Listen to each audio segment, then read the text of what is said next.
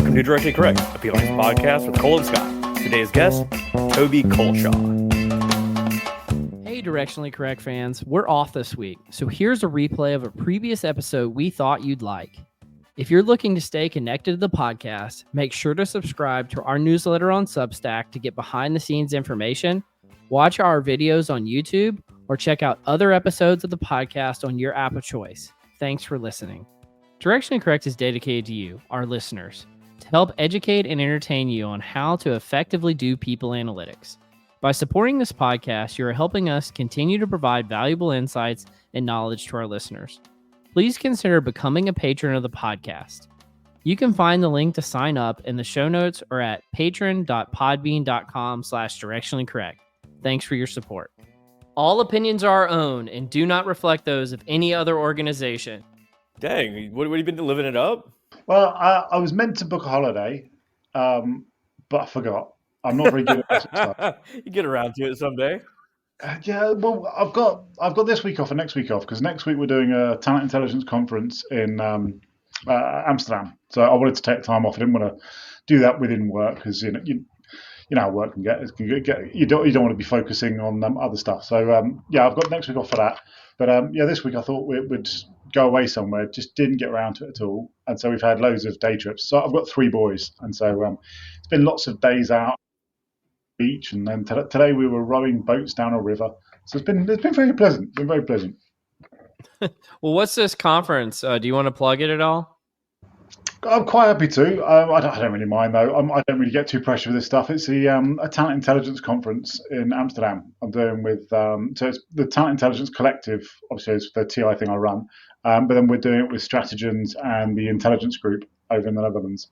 But it's I think the first full-on in-person TI conference ever. We did a virtual one last year for the Jamboree, so Talent Intelligence Collective Jamboree. But I don't think anyone's done a pure play TI conference before, and I can see why. It was a right pain. Yeah, I was like, putting together a conference is miserable, and it's like, and what if no one shows up? That's the worst part. Yeah, and luckily the intelligence group have been handling like all the logistics stuff. I've got to give them huge props. They've done all the hard work, but it's hard because TI is still a really niche field. There aren't too many people that do it. And so many people have just had their travel budgets smashed. So it's like, well, yeah, doing an in-person one, we probably haven't timed this particularly well, if I'm going to be honest with you. But Well, you pick an awesome place like Amsterdam to travel to, though. it is quite a cool place. Like I was really lucky. I used to work at Philips, so a big Dutch tech company. So I used to go to Amsterdam quite a lot, and it's amazing how quickly you kind of take it for granted and become blasé with this stuff. But it's a cool city. It is a cool city. I mean, speaking of, I was just in Amsterdam probably about a month ago. And, just like cruise around the streets, you look at all the canals and all this sort of stuff. It's absolutely amazing. And a mother and daughter were passing in the opposite direction. I could overheard the daughter say, like, "Mom, like, everywhere looks the same here." It's like, yeah, that's actually quite true. It is. Like it's so easy to get lost in that city because all the canals, there's no distinguishing features. They all, unless you like really know your bridges, and then you can find out bridges are which bridges. But for all intents and purposes, it all looks the same. It's a great place. It's a great place. You ever been to Amsterdam, Cole? I have not. I've only been to Europe one time, and it was for my high school trip, and I went to London and a few other places, but never been over there. Well, Toby, do you mind if I introduce you real quick, just for the audience's sake? So Toby Culshaw is the talent intelligence leader at Worldwide Amazon Stores. Like you mentioned, you're previously global head of talent intelligence and executive recruitment research at Royal Philips. He's also the founder of the Talent Intelligence Collective, a talent intelligence mentor at Utter, and a co-host of the Talent Intelligence Collective podcast. So thanks for joining us today, Toby. I think we've used that word a few times now, talent intelligence. What is that?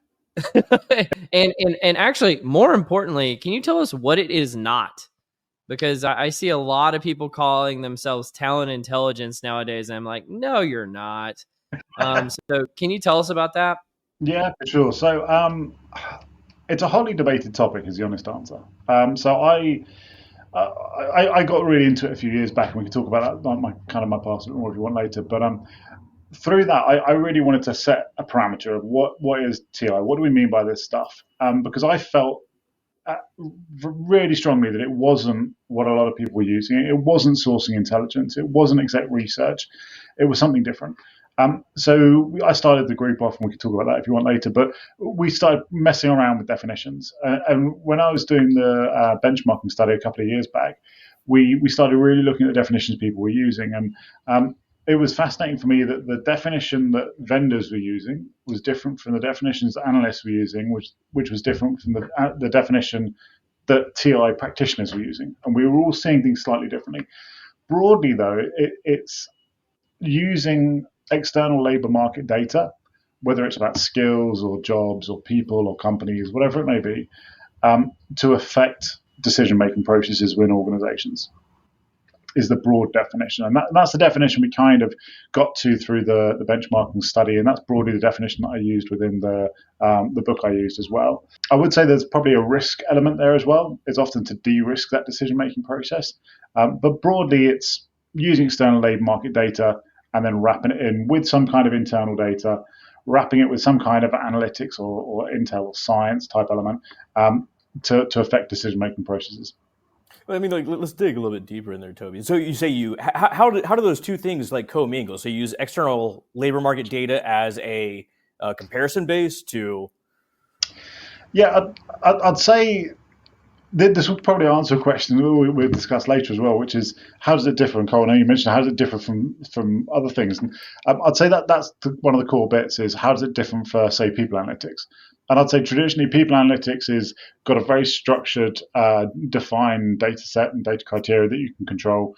And you're coming very much from usually a heavy technical background with an eye to the external. But it's the external is there to help set the context, but it's not really the main focus of the function. TI is the inverse. It's like the yin and the yang. Traditionally, people aren't coming from a hardcore data background. We're using the vendor landscape more for that hardcore heavy lifting data analytics, forecasting type piece, and we're more that conduit to the business and that data translator. So it's kind of the yin and the yang.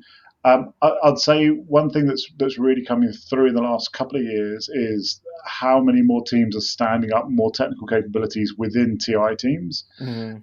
but also how many more people analytics, data analytics teams, strategic workforce planning teams are starting to go, well, actually, we need to understand this context a little bit more to understand what we've got here.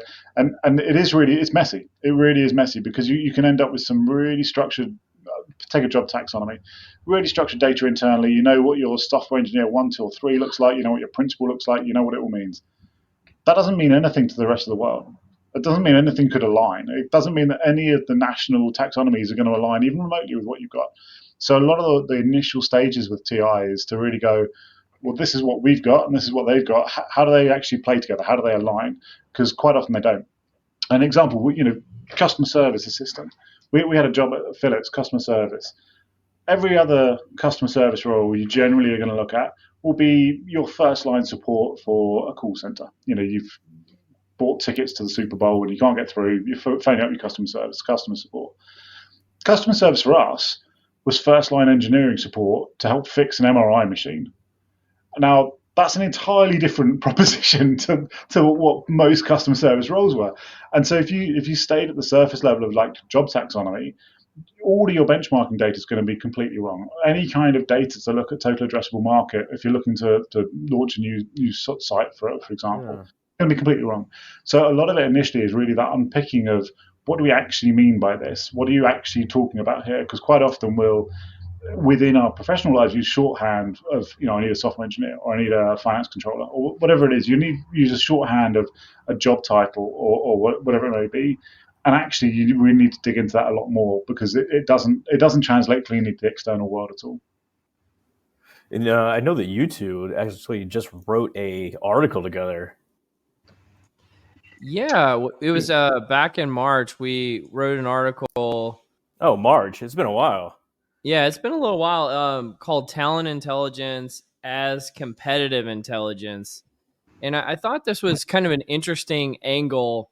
And I'll I'll stop sharing real quick because it's kind of bugging me.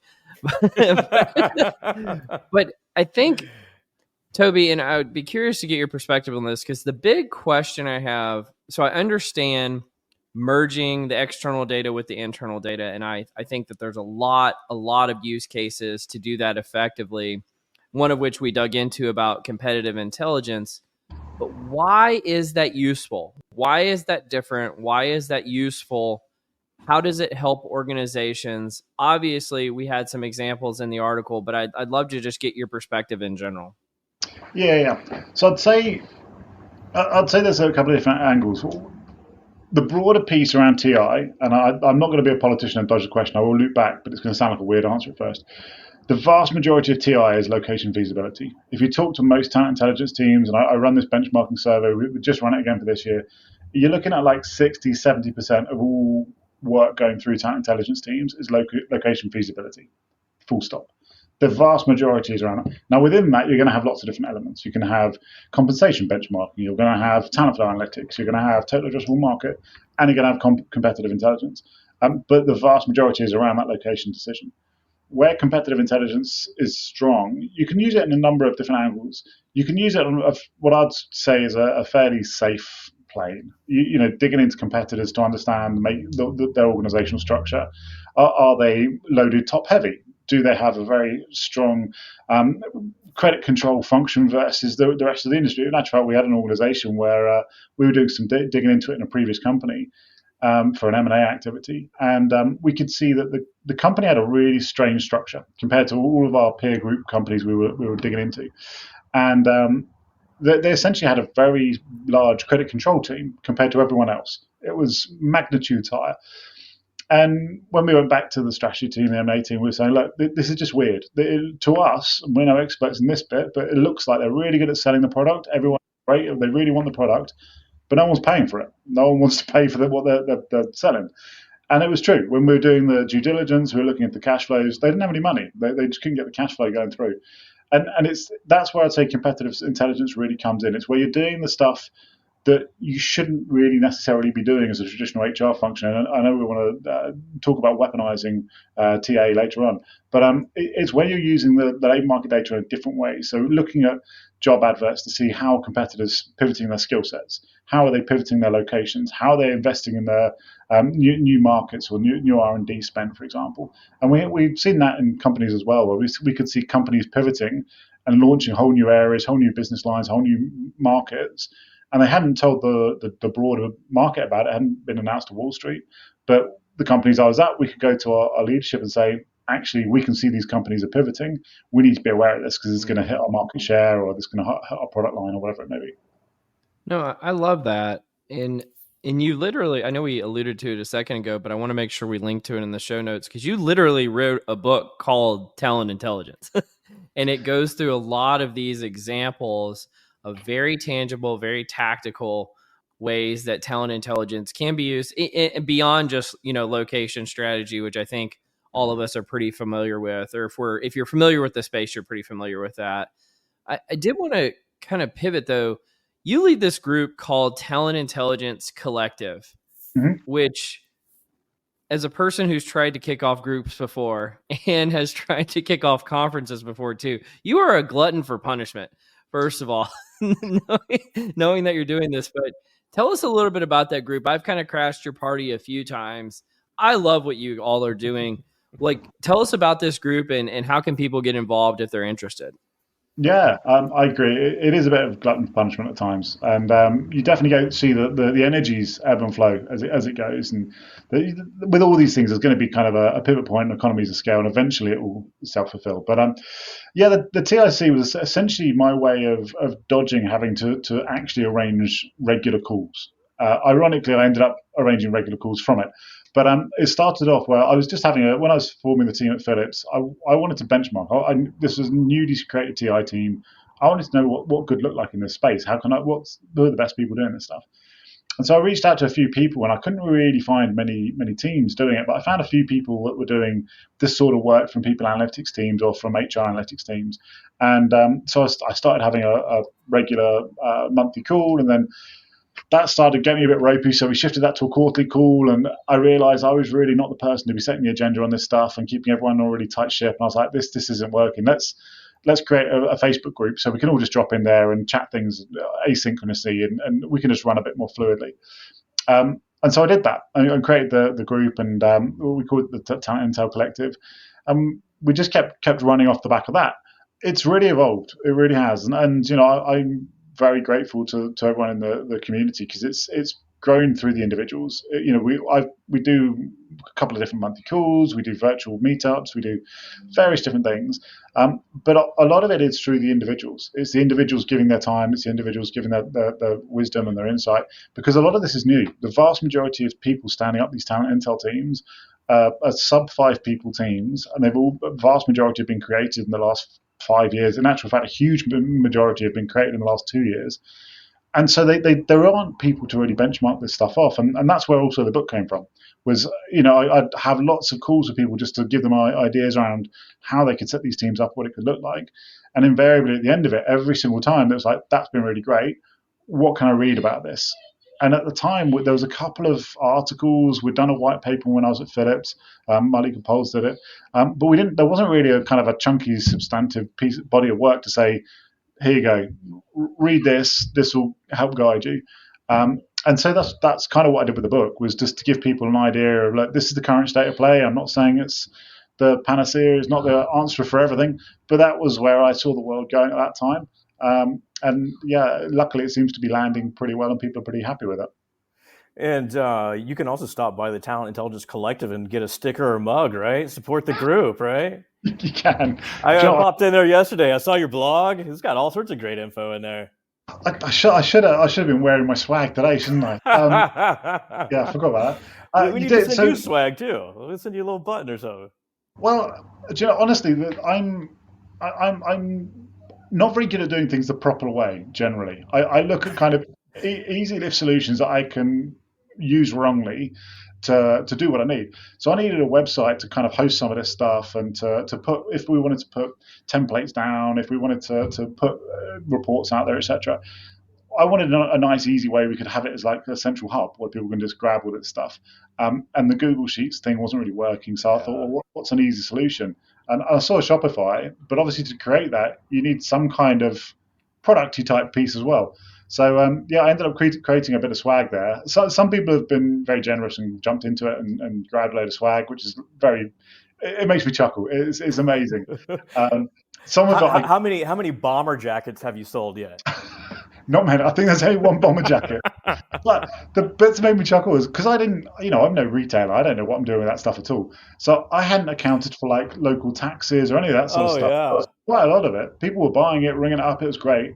It looked like a really healthy, amount they're spending to support the group, but it would cost me money because I hadn't accounted for the taxes. So I ended up spending out more than they'd spent on the product. So it went a bit horribly awry, but yeah, it works as a hub. Like the reality is, like the product, if you want to buy it, it's great support, but it works as a hub. Like to store templates, to have the kind of the blogging bit going on there, it does work as a pretty decent hub solution, to be honest.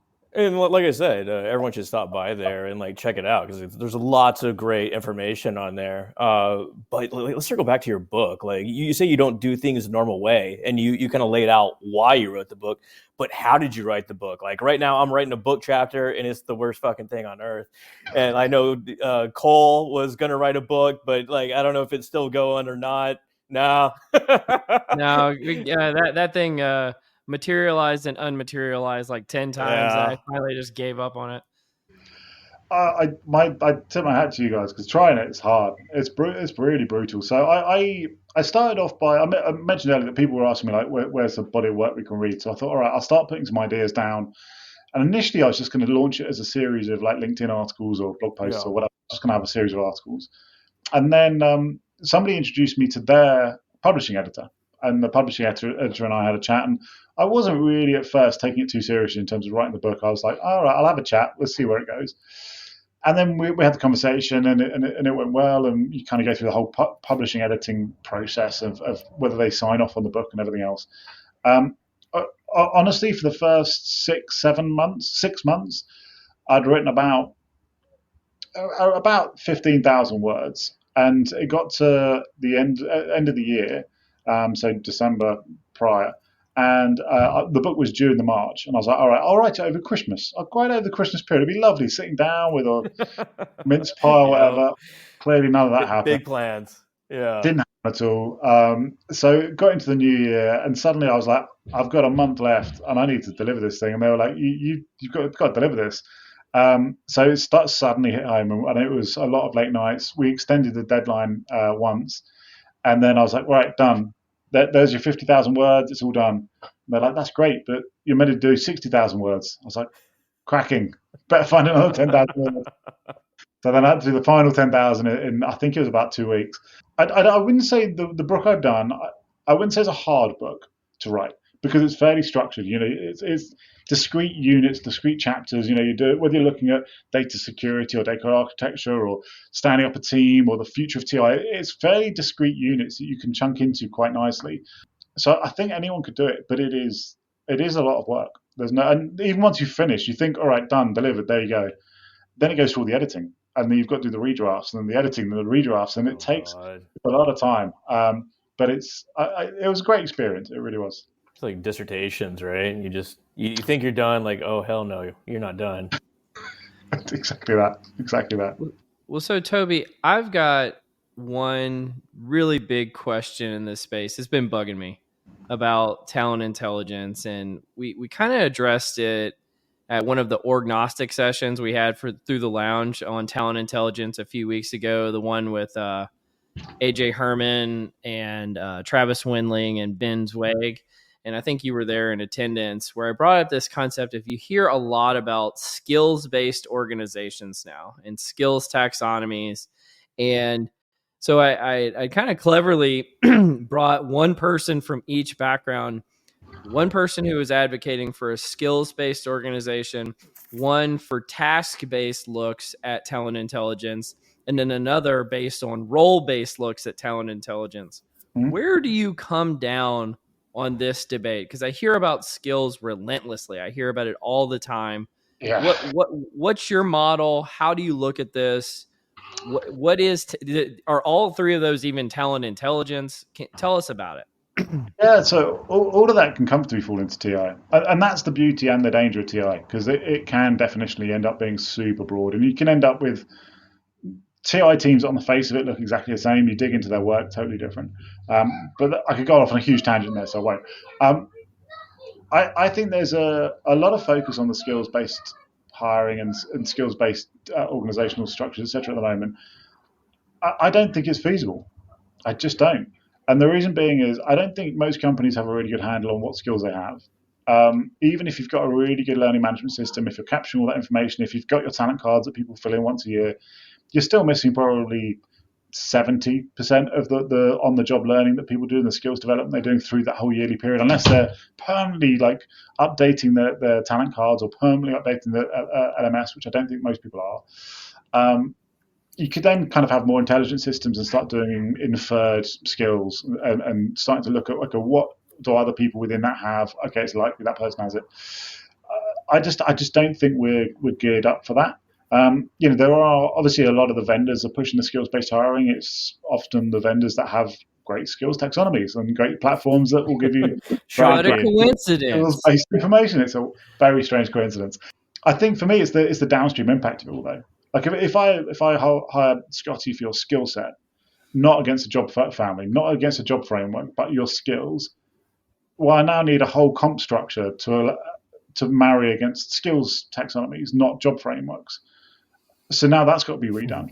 And then how do we manage that? So suddenly the traditional hierarchy of work and the hierarchy of an organization doesn't really necessarily work out if you're managing to skills and to project outcomes rather than for job families.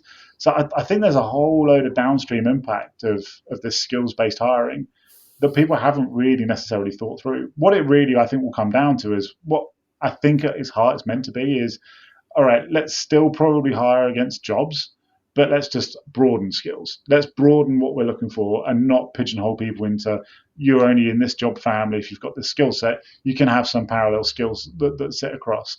And I think that's probably where it will end up is actually we're just broadening out of skill bases rather than an actual skills-based hiring.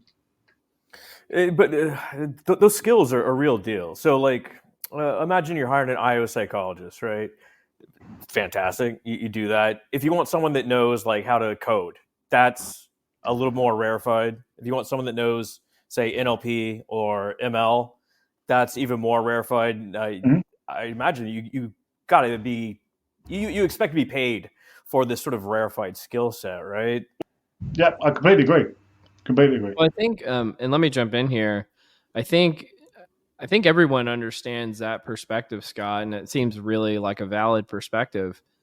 I think where the challenge comes in is the folks that are pushing, we're just going to get rid of the concept of jobs. And now all you are, you're not a person working in a job. You are just a collection of skills. And that's going to manifest itself in a skills-based organization, and we're going to be able to do things very fluidly. And that's where you kind of lose me, is like, okay, well, I think we're still going to have jobs in the future. I don't think we're all going to be 1099 employees who like act like Uber drivers of machine learning, you know, It takes or an incredible amount of architecture on the front end. exactly.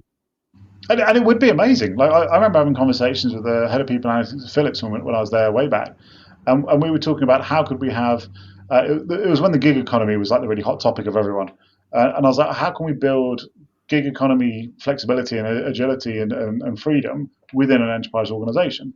And we were talking about kind of that whole how would that work? And I think it was very similar, conceptually in my brain for this. Is if you're being hired against a skill, great, coming in, you need to essentially sell your services internally within organizations and to get the work coming in. Because if you're not in a specific job, you might not have a structured workload coming in. You need to go out and sell your services and sell your skills. I think it really does call for an entire shakeup of the whole HRIS landscape to make that work properly. Toby, just very quickly, you're based in the UK, correct? Yep. Like, what are the differences that you see working in the UK for, say, an American-centric company? Oh, good question. Is there like an inhibiting factor? Is there a I think there's benefit to it? Yeah, I think there's from a kind of skills They perspective. allowed for more radical beard game on, you know, like feel like you're just rocking it. Do you know, this has been a relatively recent growth, but yes. Do you know what? I think there's definitely some benefits. You know, there are some great skill sets, access to Europe, etc., etc. I think there's some real challenges as well that comes with it. And one of my favorite books is The Culture Map, which talks around cultural norms and how different cultures work within an organizational structure and an organizational setting. And I think you definitely see that within the British employees within US companies because of the communication style. You know, US is traditionally much more direct. The British, we like to beat around the bush. We like to go around in circles. So you definitely see some communication styles, communication challenges, etc. I think more generally, I think the UK we have traditionally some pretty solid talent bases. We've got some good hubs. We've got some good infrastructure and stuff. So it's a good place to land. It's probably not as appealing post Brexit. Is the reality of it. You're suddenly going, well, actually, I can go into Germany or France, etc. as well. So it's probably not quite as appealing. But we're still seeing a lot of investment coming in. I sprung that on you. I was curious. No, I'm very laissez-faire with this thing. Spring anything, I don't mind. How long's that beard going to get then? And you're going to spring anything? Yeah. I'm still debating whether I'm going to go kind of Sons of Anarchy or whether I am actually some kind of pirate. I'm not too sure. A little mustache wax, Do you know, it all started because I had a beard for years, and so my wife turned around to me one day and went, "You realise you keep it so short, people just think you haven't shaved for a day." And then I started growing it out. I had somebody that I'd genuinely worked with for about 7 years turn around to me and went, "Oh, you've grown a beard. How long have you had a beard for?" And I was like, "The entire time we've known each other, 7 years." They had no idea I'd even been bothering to try and grow a beard for that period. You could make an argument they had beard blindness. Have you ever heard of this like term face blindness? Like Oh yeah, people who meet other people but can't recognize them. prosopagnosia. Yes. Good Yeah. knowledge. Well done. Way to Good go, knowledge. Scott. That's a great pub quiz knowledge there, isn't it? Just pull all that out. Full of it. Or the people that have like phantom limb syndrome, like they lost their arm and still think it's there. I wonder if I'm going to have phantom beard syndrome when I cut this off eventually. I'll be stroking the beard that doesn't exist anymore. Yeah. I think I have the inability to remember people's names. That's my face blindness, name blindness. Yeah. My thing with the beard is, if you cut the beard or if I cut my beard, it's like phantom beard, real double chin. Oh. Trying to mask that big guy. Hiding a lot under here. Hiding a lot. It's adaptive. Helps you out. Well, you two want to do a little confusion matrix? Let's do it. Do it. The confusion matrix. All right, Toby. We're gonna do a pick your poison. All right. So we give you two options. You get to pick whichever one you want, and we'll roll with it. Let's do it. Okay. 1, the most embarrassing element in your music library, or 2, the weirdest skill you've learned on the job. Oh, I'll go the worst music. I'll give you 2 as a little treat. My first ever concert was a Bananarama concert, which I don't even know how big Bananarama were across the pond, but Bananarama concert, and I fell asleep during it. I fell asleep before they even got on there. I was in the stands with my dad, and my sisters were down in the what would have been a pit in any other based Bananarama. So that is a pit. But yeah, they were down there. I fell asleep before they came in. My first single I ever bought was "Crocodile Shoes" by Jimmy Nail. Crocodile Shoes. Okay. Crocodile Shoes, but it's a terrible song. He was basically an actor from the north of England, and he did a song called "Crocodile Shoes," and it's pretty terrible. But I have quite an eclectic taste in music, and I'm quite open to terrible songs. Well, sometimes you need it. It's comforting, right? It's true, and I particularly doing the sort of work we do. When I'm writing papers, when I'm doing research, I have to have music on. I can't sit in silence. I have different types of genre that I will hit for. Like if I'm writing a paper versus doing research for a paper versus doing different bits, I'll have different genres that I hit for different things. So like what like we're doing a lit review. What are we listening to? I'd probably do something pretty chilled. So I'd probably do like whiskey blues or something like that. Put some kind of whiskey blues compilation on YouTube. All right. We're doing some hardcore conclusion writing. What are we doing? Doc writing, as you know, is a big thing. I go for some pretty aggressive metal, not hyper aggressive, but stuff like Slipknot or something like that. I'll get in there and get that blasting in the background. I need to read some of your dogs. Yeah. Exactly. I think it's the beats per minute. I think that's what triggers me. When I need to like really focus, I need something higher beats per minute versus when it's a bit more chilled. What was your first album, Cole? The first one I bought? Yeah. I honestly don't remember, but I'm just gonna say In Sync. just to be funny, because it was probably one of my first 10 I bought, and I remember that one being pretty early. That's guilty pleasure music, right? Dance in the Mirror. Well, when you're a kid, it's not even a guilty pleasure. It's just like, this is good music. It's a pleasure. I don't know. What about you? Like most embarrassing song in my library, probably like Lynn, "Steal My Sunshine," or Barbie Girl. That's in there. Oh yeah. Boy, it's been like about 4 years, but I got called a boomer because I still have an MP3 collection. Yeah. You're not a boomer. I mean, I feel like those are transferable. Yeah, exactly. That was my argument too. But I'm not streaming. But I spent too much time on LimeWire and Napster to give it up, right? No, he did not, federal government. He was just surfing the web. They were both out of business by 20 years. I think statute of limitations, wink, wink, are done. Yeah. Whoever called you a boomer, though, needs to look into their demographic splits. This is not... I mentioned earlier, I've got 3 boys. My eldest will often call me a boomer, and it's like... Hey, kids. Buddy, I don't mind you ripping into me, but let's just get these demographic cuts accurate. Like, just know what you're calling. You're a few generations off there, sir. Have you seen the like TikTok trends of like, I don't know, Gen Z saying like, well, life in the late 1900s was like this. It's like, That's amazing. That's just math. so you shut up, you little kid. Well, you ready to do some nerdery? Yeah, let's do it. The nerdery. Where do you want to start? I want to start with a little kudos to you, my friend Scotchua.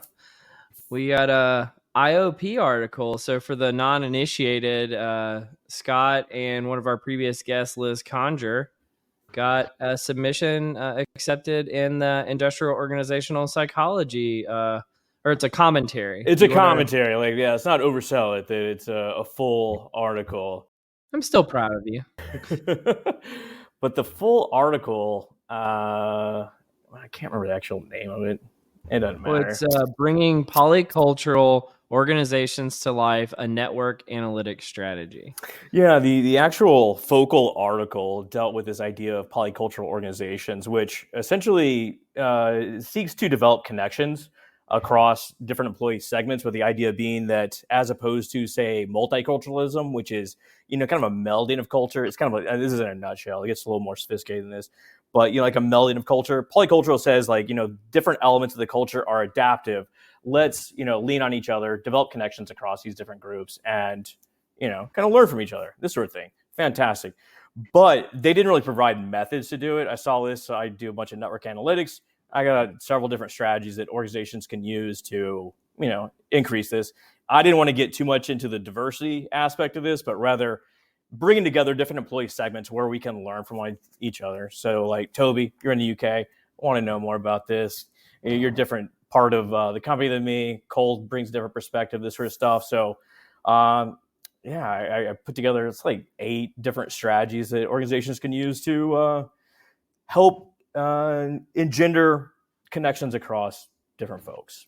Well, can I ask you a question about it? Just back, this is kind of a words and terms question of, you mentioned multicultural versus polycultural, Mm-hmm. and O&A seems like it's uniquely suited to analyze polycultural circumstances due to the methodological limitation that you mentioned from the focal article. How is it different than how you would analyze multicultural work? And maybe I'm just not understanding the differences there. No, once again, it gets a little nuanced. So way they talk about it, like multiculturalism is like a blending of cultures, kind of bringing together different elements. This, in a nutshell, so it's like a suicide of sodas. So you go to the soda machine and you get every soda, and that's multiculturalism. Yeah, have like multiculturalism fairs. Like you go and like get a little sampler from each little group. Kind of like blend them all together in your belly. If you get this sort of thing. But polyculturalism is like different segments and how to build connections across those segments. Okay. So keeping them as discrete units. The benefits of that, but building those bridges between.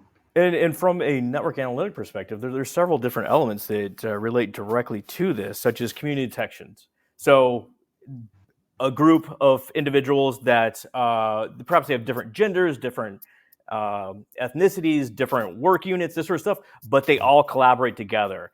They all essentially share knowledge together, so they're going to have a cohesive set, a knowledge base, despite their individual differences. But how can you build bridges across different communities to share those knowledge bases? That's where like the real magic starts happening. So, I mean, we talk about these fracture lines, which are kind of artificial between, say, ethnic groups. But if they're in the same group, they essentially have the same knowledge set. So, I mean, like talking in these terms, it has value in certain analytic functions. But in reality, you want to share knowledge between these groups, and that's what this is all about. Would the same strategies work? Obviously, that's between it's polycultural, but would it also work between polyfunctional?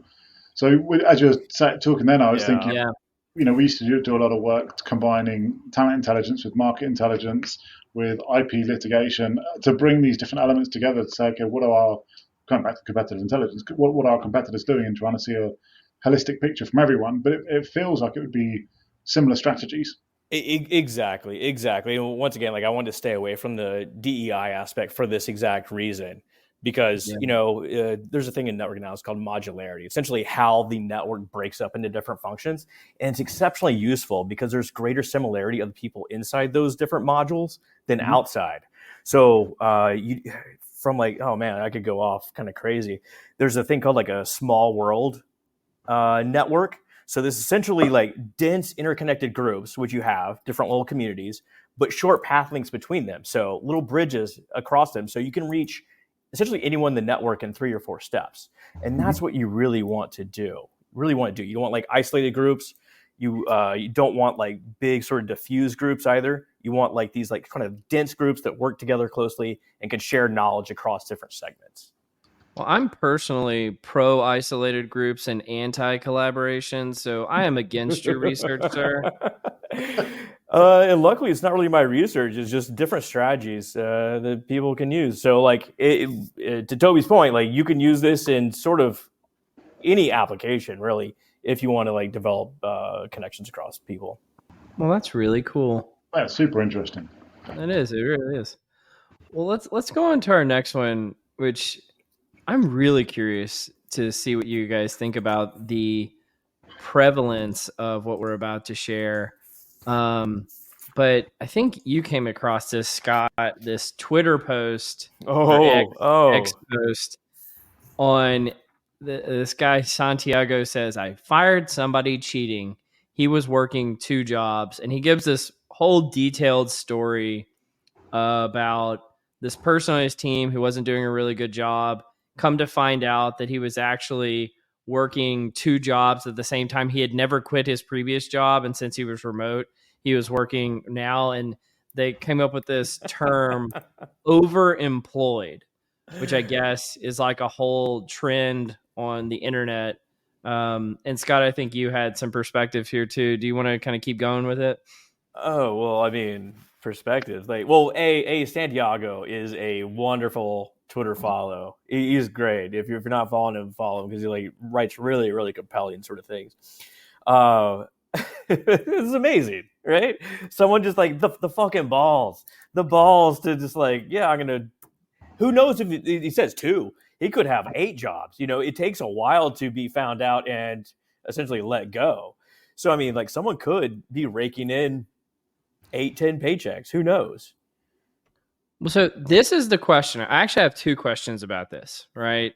One is, how prevalent do we think this actually is for remote based workers? And then the second is, other than people fessing up on Reddit or something like that, Yeah.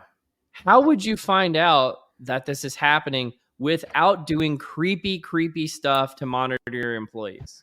I mean, it feels apocryphal, right? Like no one would actually do this. No, they're doing it. Yeah. I think it's. Have there been isolated cases for sure? Will people do it for sure? I don't think it's anywhere near as prevalent as people are making out. And there's arguments. The whole push to return to office. One of the triggers for that was this movement of being overemployed. I'm not convinced. And the bit I when I was reading Santiago's piece, and there's nothing with regards to Santiago, but when I was reading it, I thought, well, you're not firing him for the person for being overemployed. You're firing them because they weren't meeting the performance target. Yeah. And for me, that's the fundamental question. Do I care if any of my employees in life have 2, 3, 5, 10 jobs? No. I care about what they're producing. So if they can have efficiency gains and can produce a week's worth of work in a day because they're hyper efficient and they've built automation into their workflow, etc., why should I penalise them for that? Now, equally, I think it's a lot easier in certain countries than others. The UK, it would be really hard to do this because you've got PAYE. If you're employed by a company, they can see if you're double employed. It would be picked up super fast, unless you're self-employed and you're going in on a contract. It would be super fast picked up. So I don't think it's as big an issue as people think. You mentioned an acronym PYEE. What is that? PAYE, which is pay as you earn. So it's essentially as you are paid from your employer, the government will automatically tax you at source. So we don't do annual tax returns in the same way. It's just every single pay slip you're taxed immediately. Yeah. So if you were working 2 jobs, the government would immediately see that, and you'd have a different tax code, and so it would immediately get picked up. You're working multi jobs. That is a clever way. I don't know if it works this way in the US, but a clever way to suss this out, if you really were like trying to dig into it, would be to go to the IRS. You know, Could you get those records though? I mean, as an employer? I don't. I have no idea. I've never tried to do this, Yeah. but yeah. I mean, maybe that's a method of going about doing it. Like going back to the prevalence of this, like this is a specialized person. Like this is the tail end of distribution of someone that would actually do it. I know far more people that have a 40-hour-a-week job and only work 20 hours a week, and the rest of the time they sit there on their ass playing video games. Just don't have the sort of gumption to take up a third job or something like that. It would be funny or fun if you were at a cocktail party to kind of brag about this. Like if you were doing it, like I've got 3 jobs. I couldn't take that level of admin, if I'm going to be honest. The amount of admin in one job is enough. Oh I yeah. can imagine the admin resources needed for 3 jobs. No, it's not one for me. Well, is this like an offshoot of like say the gig economy? Like this seems to be like to your point, like I think this is the logical conclusion of the gig economy. Like this was almost like I mean, I guess I would be curious about your perspective about this too. But I saw the gig revolution as kind of a failed revolution. Like there was a point in time where everybody's saying like everybody's going to be a gig worker, Yeah. and we're seeing this exponential curve and rise in this type of workforce, and it's like plateaued pretty quickly in terms of the types of gig jobs versus non-gig jobs that are going on out there. But if it were to really go up that exponential trend like they projected it to a few years ago, this would have been the conclusion of what it looked like, I feel like. Yeah, it's like mentally, I don't see it as any different as an Uber driver doing a lift and delivering a pizza at the same time. yeah. It's using your efficiencies. And But that's how Uber Eats was formed. but I agree. I think it all comes down to me though, for fundamentally as to what are we employing people for? Are we employing them for time, or are we employing them to produce? Mhm.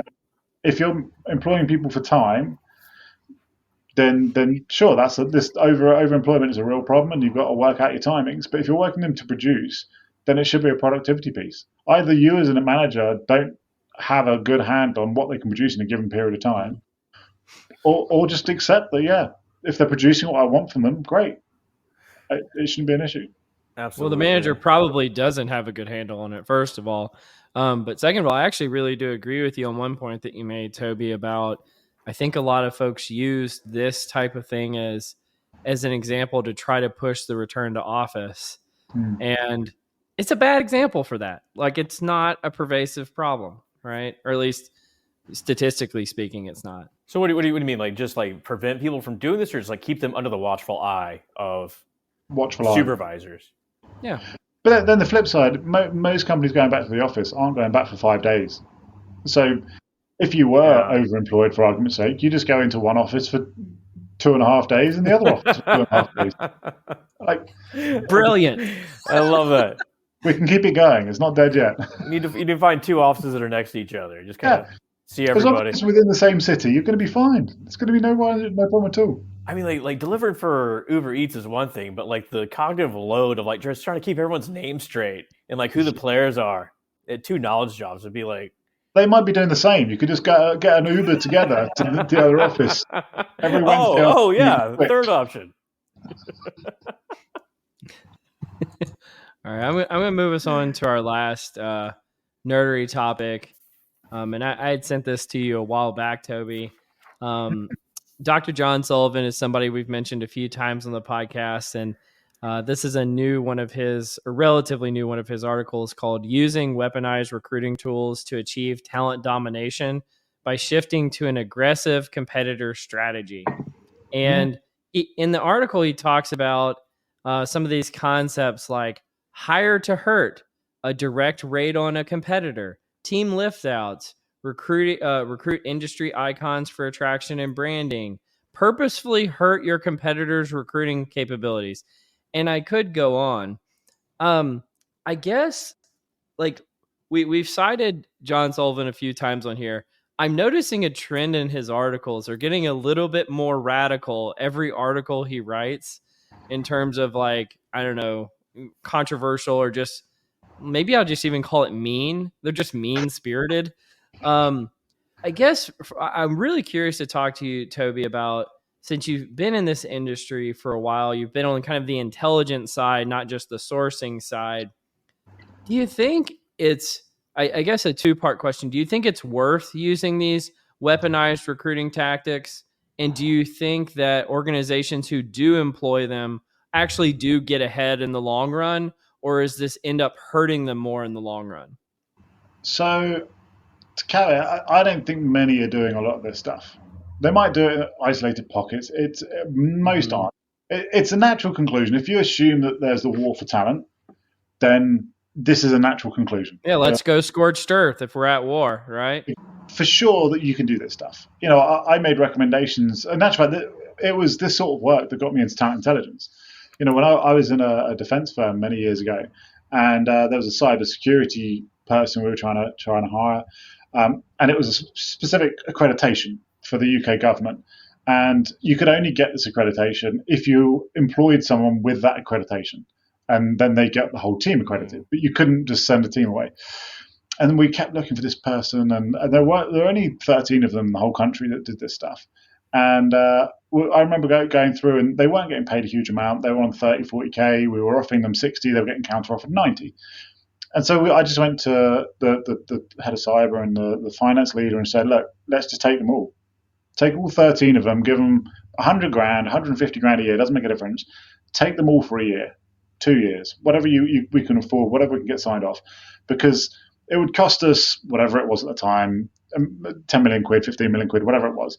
But the market opportunity, you can't bid for any UK government cybersecurity work if you didn't have these people in place. So the market was the entirety of the UK cybersecurity government market for a year. Um, and the head of cyber was up for it, but the finance wouldn't sign off on it. But this sort of work, this disruptive hiring, disruptive practices, is something that does go on. You know, we used to target when we were doing program bid work. We'd look at, okay, what's the program delivery team in the competitor? Because you'd know who the competitors were broadly for this work. Who's the program lead for this? If we wanted to disrupt and take that program lead out, what would that do for their capabilities? Who else have they got in that team that we could rip out to affect that? But the reality is, most businesses aren't comfortable signing up for that sort of stuff.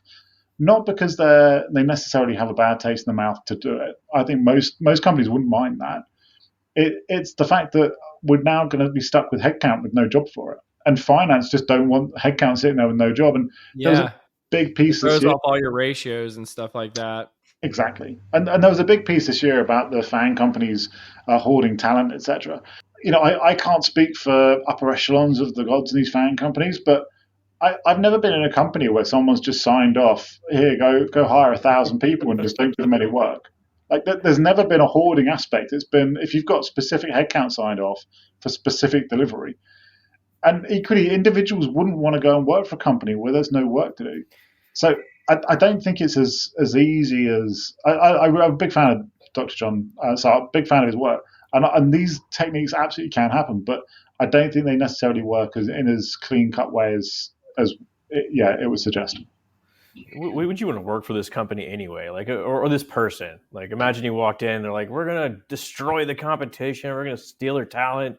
We're gonna do all this sort of stuff." Like Yeah, we're gonna key warmongery. their car. We're gonna Yeah, slash it's their tires.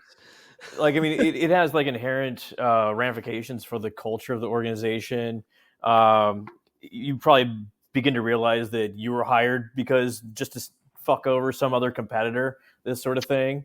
Like, why am I here? Like, and that also means you're expendable, right? Yeah, If there's no work for you at that point.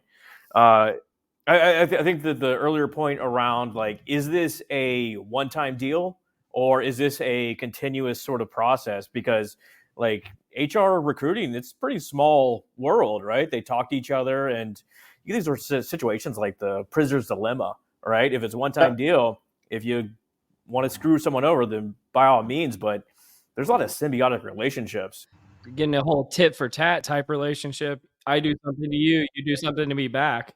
Or you're going to wind up like college football, where like you just raise the stakes so much on each other that it's hard to like all of a sudden you were going to offer someone 100,000 quid. Now it's 200,000. That's the new market value. And don't get me wrong, like I completely agree. And I think there's a couple of bits that really make me a bit nervous with it. Also, is one is particularly when you start getting into a recruitment process and you're asking some very personal questions.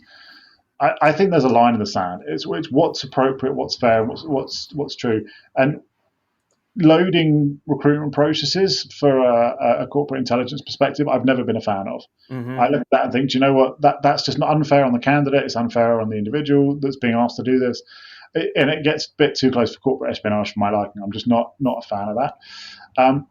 But if flip side being, there's been many cases. A lot of the big tech companies got huge fines because they were colluding not to hire from each other.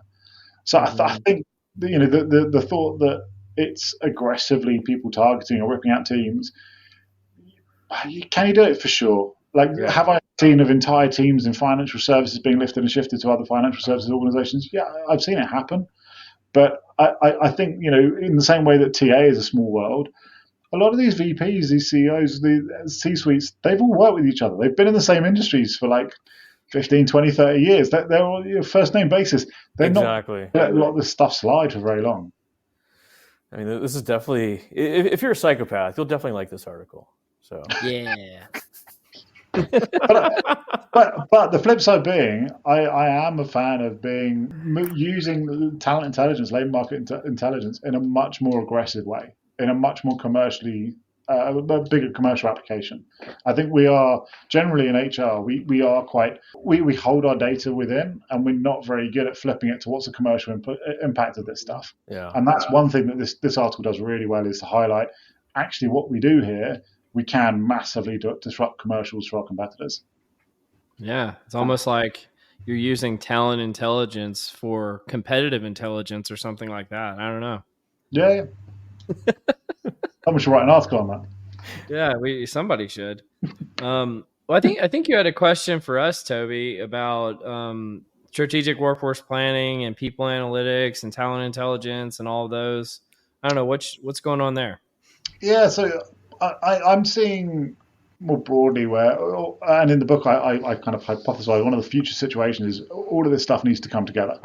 And I think there's still quite discrete units of people analytics, strategic workforce planning, talent intelligence. What do you see the future being? Do you see these functions and the other talent acquisition analytics or whatever else ones as well? Do you see it all coming together? Do you see it all being one, organization, people science function or people intelligence function, whatever it is?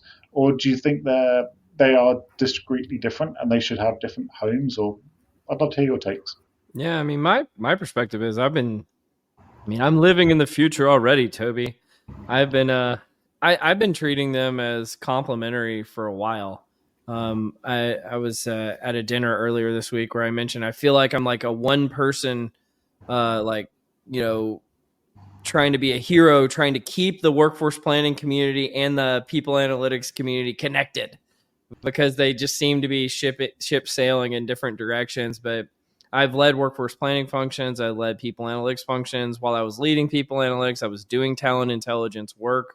I really think they're extremely complementary. And I think most people who don't see them as complementary is just due to ignorance. They're just not familiar with the special superpowers that the other functions give you. And so I am very much in violent agreement that these three should coalesce over time.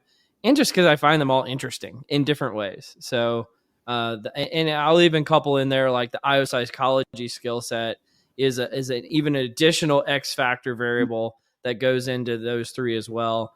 What would you say, Scott? Well, I mean, like just hearing you talk there, like I'm not sure I'd really draw a distinction between like workforce planning and people analytics. I'm not sure that I see a distinction between the two, and because to your point, they are complementary, and over time, just things become more consolidated. You start out with these little fiefdoms, and they tend to come together. This seems to be a natural order of things. Of course, you need to follow the business needs. Certain organizations may need them separate; some may need them together. So. Yeah. I mean, I've seen like workforce planning functions that are sitting in like a call center, perhaps, and they have no idea that people analytics even exists because all they're doing is really highly operational, highly transactional. We got to hire 30 people this week because we know 30 people are going to quit because it happens every week. And it's just, they don't really see that kind of overlap, but definitely think that they should be. But yeah, Toby, having you on as a guest has been a lot of fun. I've been really looking forward to this for a while, and I've admired what you've been doing in the talent intelligence space for even longer than that. So thank you so much for joining this week. Before I give you the final word, Scott, any parting words for Toby? Oh, this is the final question. You and your boys going to go to the river today? What are you doing? Yeah, no. So it's now 6 o'clock. So we've done the river. A little late. We're all chilled out. I think it might be a dinner and a dog walk, and that's about it for the evening now. A little FIFA? Play some FIFA? Wrong shaped ball for me. I'm more oh, yeah, you're a rugby guy. So it's a Rugby World Cup on at the moment. So I might sneak in some rugby there and just not tell them that it's a replay. Sneak in some rugby, listen to a little Slipknot, have some fun. Let's do it, man. Oh, this is great. Might even guilty pleasure some Nickelback or something in there as well. Oh, there you go. Oh yeah, just rocking out. I feel like there's a Nickelback joke there to be had. But anyway, we'll wrap this thing up. So you've been listening to Directionally Correct, a People Analytics podcast with Cole and Scott, and today's guest, Toby Culshaw. Thanks for joining us, Toby. Thank you so much for having me. It's been a blast.